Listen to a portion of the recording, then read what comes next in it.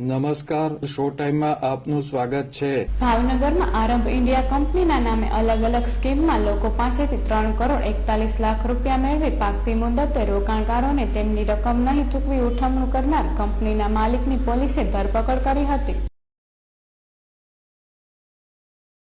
ભાવનગરના ઘોઘા સર્કલ ગોવર્ધન કોમ્પ્લેક્સમાં આરંભ ઇન્ડિયા નામની કંપની ખોલી હરદીપસિંહ ભગીરથસિંહ ગોહિલ અને તેના ભાઈ બ્રિજરાજસિંહ ગોહિલે રોકાણકારો પાસેથી રૂપિયા 3 કરોડ 41 લાખ મેળવ્યા હતા।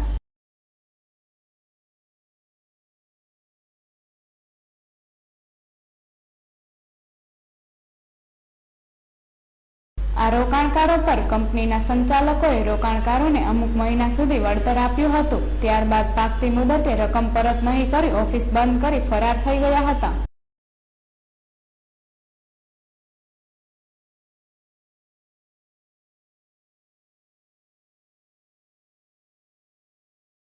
આ કેસમાં એલસીબી પોલીસે તપાસ હાથ ધરી બ્રિજરાજસિંહ ભગીરથસિંહ ગોહિલની ધરપકડ કરી કાયદેસર કાર્યવાહી હાથ ધરી છે।